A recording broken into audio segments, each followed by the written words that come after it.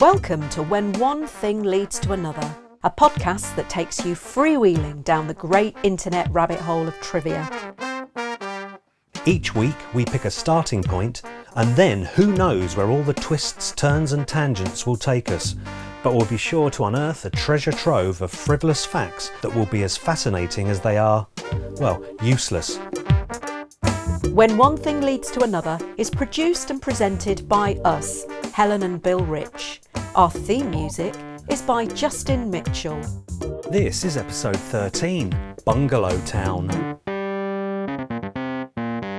As you know, last weekend we were visiting our friends Steve and Dulcie in Shoreham Beach near Brighton. We had a great time. We did have a great time, and I learned about Bungalow Town and how Shoreham was once almost the LA of Great Britain. Oh, yes. Yeah, Shoreham Beach, it's the shingle strip of land or spit that sits between the River Ada and the sea, directly south of Shoreham-by-Sea, which itself sits between Worthing and Brighton on the south coast of England. That's very geographically specific, which I'm enjoying. Thank you. I thought I'd adopt a bit of accuracy. I don't suppose you've got the coordinates with you, have you? Oh, not on me. Sorry. No, I'm all out. So, yeah, there are some rather fancy houses, aren't there, dotted all along the front there. There are. There's some right nice pads. Yeah, and that strip was once home to Bungalow Town. Right. Which began in the 1870s on the then largely deserted spit when a fisherman decided to make a home for himself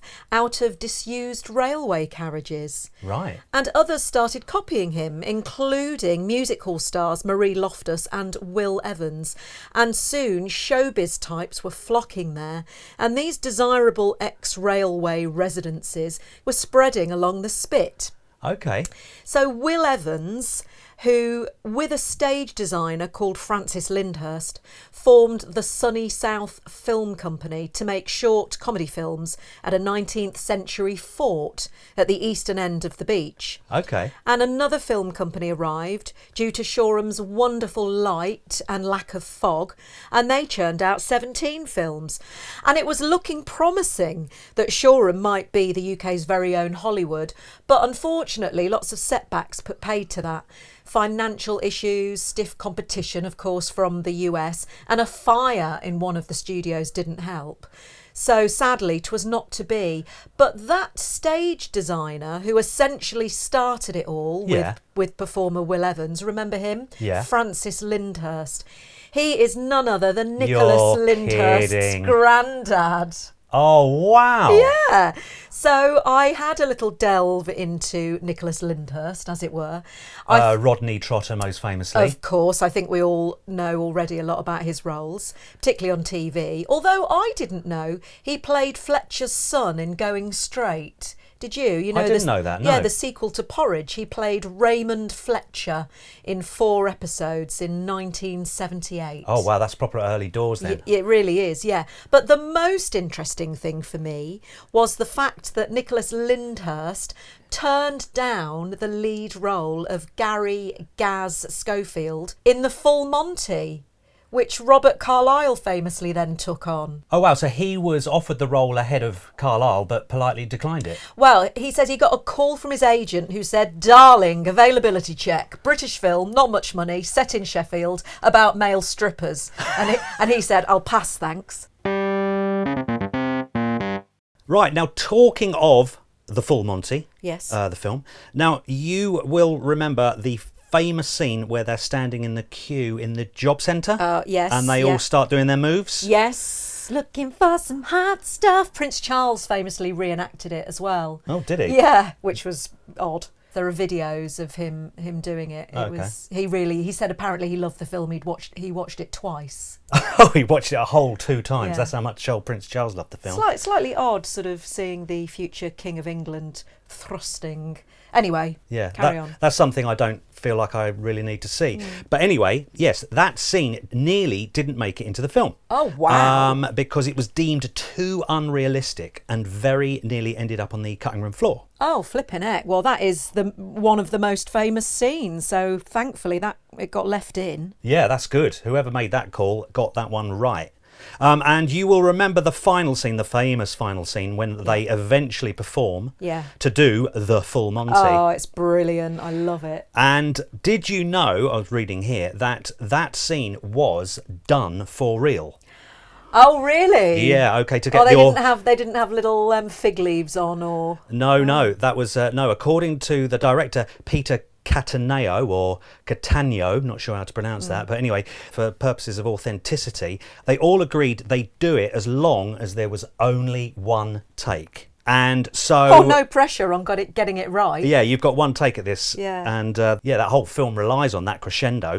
And I'm reading here that apparently there was a lot of alcohol involved. The makeup department were plying the cast with booze to give them the Dutch courage. Brilliant. Anyway, Cattaneo, or Cattaneo, the director, said that in the script, the final reveal was written as a full frontal naked star jump. That's not obviously going to be able to happen. Exactly. He knew that he wouldn't be able to show male genitalia, so he had to think of another way of doing it. And he said that he first thought about shooting it low from the crowd.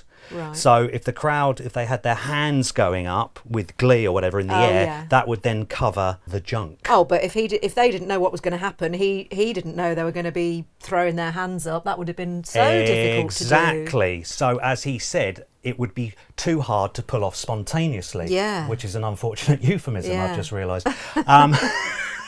And then he realised what he could do, and this is what we see in the film, he shoots it from the back of the stage. Very clever. So we just see a row of bums. Which is acceptable in film, rather than full frontal genitalia. Back bottom is better than front bottom. Exactamundo. And so the audience reaction you see is absolutely genuine. That is fantastic. Imagine being an extra and there you are, and then suddenly, boom. Yeah. I would imagine that a lot of the audience would be shocked. And horror. awe. And horror, yeah, quite. And continuing on with the full Monty, there's some absolute gold facts related to it. The budget for the film was £3 million, which is actually... That's not much. That's not a whole bunch, given how much money can be spent on films.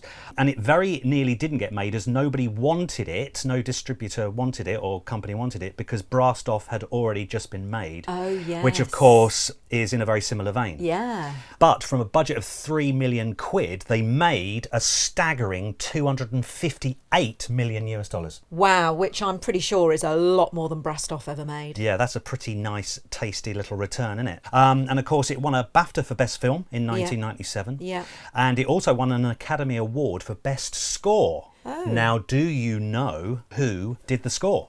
Oh, no, I've got no idea. If I were to say Anne Dudley, would that help at all? No. Okay. Anne Dudley is a long-time collaborator with Trevor Horn, who is a very famous British producer and made significant contributions to ABC's The Lexicon of Love, which is an absolute classic album. And she was also the founding member of, or one of the founding members of, The Art of Noise. Oh, wow, that's brilliant. What a great fact. Anne Dudley, who did the soundtrack for the full Monty, was essentially The Art of Noise. Yeah. Brilliant. What an amazing career. Yeah. And The Art of Noise also produced the theme tune to The Krypton Factor. Nice.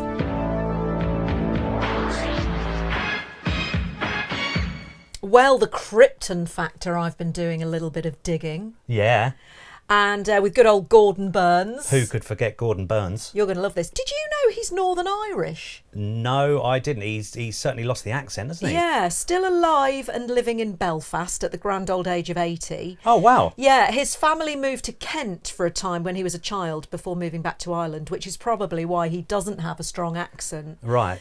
And here comes some gold. Go on. Gordon Burns is second cousin to someone. Oh, I love the old second cousin stories. Who is it? I'll go to my default guess, Sinead O'Connor.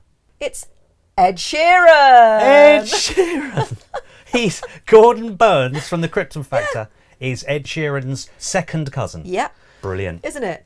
Do you remember the rounds on the Krypton Factor? We used to love the Krypton Factor. Oh, mate, didn't everybody watch the Krypton Factor? Yeah, was it Monday night it was on, if I remember correctly? I think that's right. And I used to obviously love the assault course. That's what I tuned in for. Yeah, there were lots of rounds. The intelligence, response, yeah, the physical, of course, and the observation rounds. That's right. I used to love the observation rounds. Yeah, I really enjoyed those.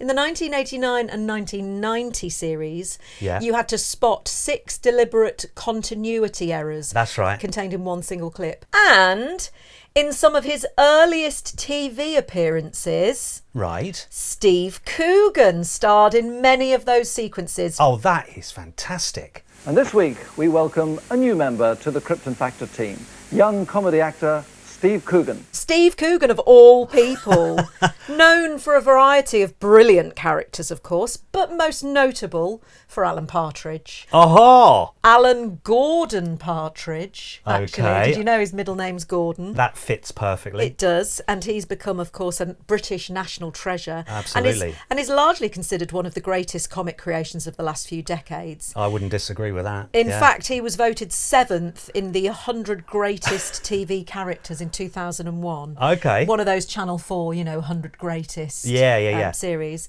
Do you know who was number 1? It's going to be either Basil Fawlty or... I bet it's Basil Fawlty. Oh, no, it'll be Del Boy.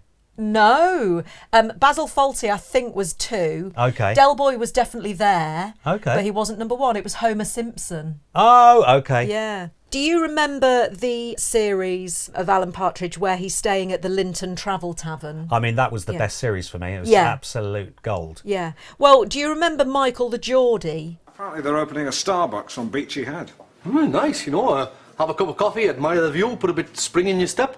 Yeah, well, spring in your step's the last thing you need up on a cliff top. That actor, Simon Greenall, he is responsible for bringing those Compare the Market adverts to life because he voices Alexander the Meerkat and all those characters. CompareTheMeerkat.com, CompareTheMarket.com. Simples. Yeah. That's him off of Alan Partridge. Yeah, he went to drama school with Steve Coogan and that's how they ended up working on I'm Alan Partridge together, apparently. Oh, brilliant. Yeah, isn't that great? Oh, that's gold. And this next little gem, for me, is one of the greatest ones I've discovered so far in When One Thing Leads to Another. Well, you're building it up, so I hope it delivers. Did you know that Steve Coogan's older brother was the lead singer in the 90s band The Mock Turtles? Can you dig it? Oh, yeah. No, I did not know that. Yeah. That's not common knowledge, is it? That's absolutely amazing. I know. I loved that tune. I did as well. They were sort of a one-hit wonder. They sort of jumped on the Manchester baggy scene bit, didn't they? It reached number 18 in the UK singles chart in 1991. Brilliant. Well, I'd almost forgotten all about the Mock Turtles. Yeah. So I thought I would do a little digging around. And the band, the Mock Turtles, were named after the character from Lewis Carroll's 1865 book, the famous one, Alice in Wonderland. Yeah. Who itself is named after a dish that became popular in Victorian times. Okay. Which was mock turtle soup. Yeah, okay. Mock turtle soup is an English soup that was created in the mid-18th century as an imitation of green turtle soup. Right. And it often used brains and organ meats. Yeah, such as calves' heads, to duplicate the texture and the flavour of the original turtle meat. It used to be actual green turtles, because the actual green turtles almost became extinct because they were being eaten so much. Right. And in the United States, mock turtle soup eventually became more popular than the original dish, and rather interestingly, is still popular in Cincinnati. Oh, how bizarre. Which is pretty random, isn't it? And the soup is also a traditional dish in the Lower Saxony areas of Germany. Oh, right. Okay. Where it is considered a speciality of English cuisine. Oh, isn't that funny? Because I don't really, is it? I've never seen it on a menu. That's all I'm saying. No, and I think there's a pretty good reason why that is the case, right? Yeah, sounds horrible. And a 19th century recipe collector, Martha Lloyd, gives a recipe for Mrs. Fowle's mock turtle soup in her household book. And I'd like to read her recipe, if I may. Mrs. Fowle. How very apt. Yeah, Mrs. Fowle's mock turtle soup. Go on then. Okay, here's what you need to do, everybody. Take notes. I've got my pinny on. Yeah. take a large calf's head. I'm out. Right, what you need to do is you need to scald off the hair, obviously, and then you need to boil it until the horn is tender. And then cut it into slices about the size of your finger. Right. And what you want to have is 3 pints of good mutton or veal broth ready. Right. And put in half a pint of Madeira wine, Right. half a teaspoon of thyme, pepper, a large onion. Are you keeping up? And the peel of a lemon chopped very small. Right. A quarter of a pint of oysters chopped very small. And their liquor. A little salt, the juice of 2 large onions, some sweet herbs, and the brains chopped. Oh, that's gross. Isn't that lovely? Stand all these together for about an hour, and then you serve it all up with the yolks of hard-boiled eggs.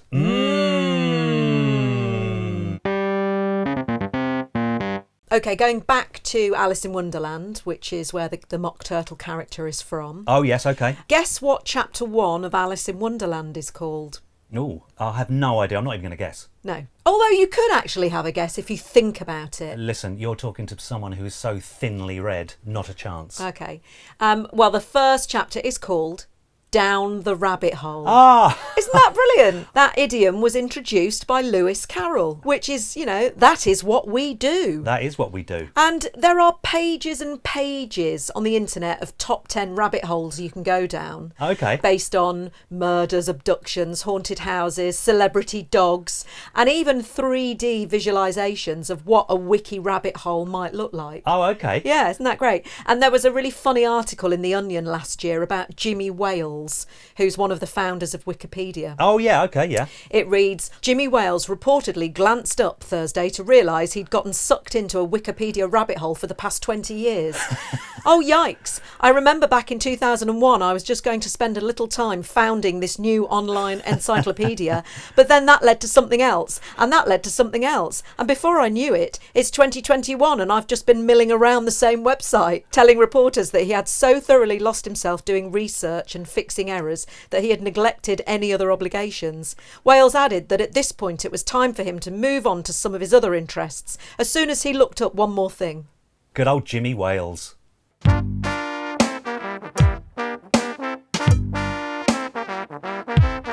Thank you for listening to When One Thing Leads to Another, a podcast produced and presented by us, Helen and Bill Rich.